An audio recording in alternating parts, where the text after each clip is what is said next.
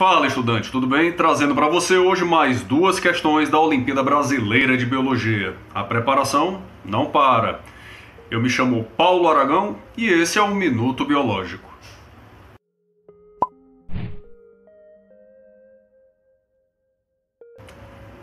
Na nossa primeira questão, vamos falar um pouco sobre gliconeogênese e diz o seguinte: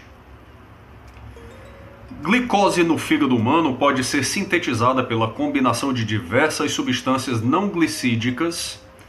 Quais das seguintes substâncias podem ser utilizadas por estas células na gliconeogênese?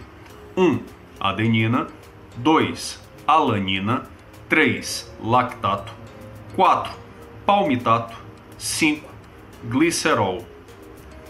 A gliconeogênese, como já foi dito em vídeos anteriores, é um processo metabólico que basicamente é o inverso da glicólise, digamos assim. Nada mais é do que a produção de carboidratos, a glicose, por exemplo, a partir de componentes não glicídicos, ou seja, de substâncias que não são carboidratos. As principais são aminoácidos. Pessoas que passam por um período de jejum muito grande, muito intenso, tendem naturalmente a ter uma queda drástica na quantidade de glicose no seu sangue. Essa carência de glicose faz, primeiramente, que o pâncreas produza o glucagon, o hormônio que vai estimular as células do fígado a liberar a glicose que está armazenada na forma de glicogênio.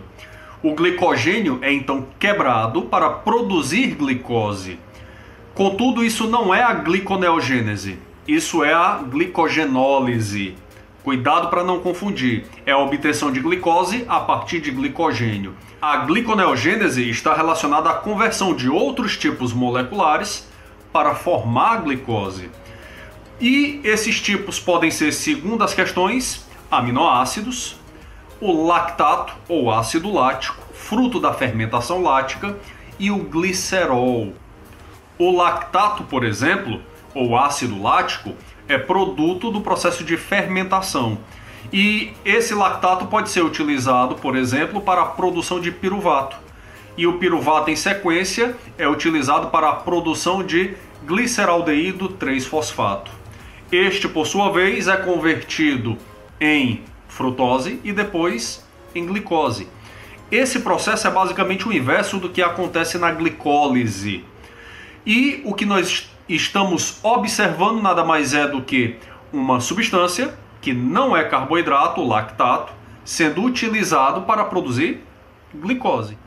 Além do lactato, lembre-se, existem os aminoácidos e o glicerol, que podem ser utilizados no processo de gliconeogênese. No caso dos aminoácidos, nós temos um processo de conversão que passa pelo ciclo de Krebs, formando o oxalacetato. E esse oxalacetato, por sua vez, vai dar origem ao piruvato e em seguida o processo continua até a formação da glicose. Lembre-se, contudo, que nem todos os aminoácidos são utilizados nesse processo. A leucina e a lisina, por exemplo, não são, mas os demais participam do processo de formação de carboidratos a partir da gliconeogênese. O principal deles é a alanina. Vamos agora para a nossa segunda questão, onde diz: o chamado ciclo vital de uma célula eucariota compreende um conjunto bem definido de etapas, designadas de G1, S, G2 e a divisão, mitose ou meiose, cada uma das quais ocorrendo nos organismos multicelulares em intervalos de tempo que são basicamente constantes para cada tecido. Entretanto, as células de uma neoplasia, câncer, multiplicam-se de forma muito rápida, pois em seus ciclos vitais ocorre drástica redução do tempo de duração dos períodos. Letra A, G1S, B, G1 e G2, C, S e G2, D de divisão e E, G2 e de divisão. No câncer, as células entram em processo de multiplicação desordenada, descontrolada. E essa multiplicação ocorre de forma tão intensa que as células perdem até mesmo a sua capacidade apoptótica.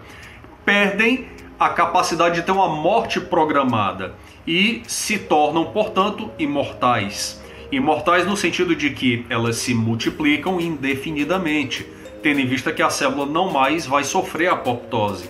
Outra característica dos tecidos neoplásicos é a formação de células com diferentes ploidias. Dada a multiplicação intensa e desordenada das suas células, o câncer acaba tendo células com diferentes ploidias, diploides, triploides, tetraploides, e isso tudo como consequência de processos de divisão que aconteceram de forma desordenada. No que diz respeito à questão, o câncer se multiplicaria mais rápido pela redução dos períodos G1 e G2, logo seria a letra B de bola.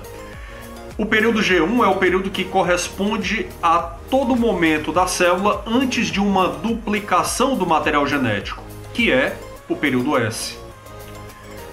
S vem justamente de síntese, o período em que o material genético está sendo duplicado. Duplicado porque, mais à frente, espera-se uma divisão celular. Então, tomando o período S como marco, tudo antes da duplicação é o G1.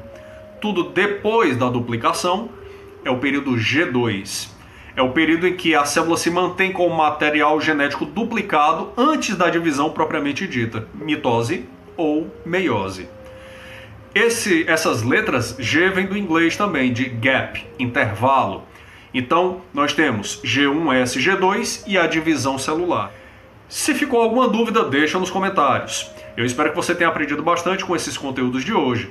Um grande abraço e até o nosso próximo Minuto Biológico.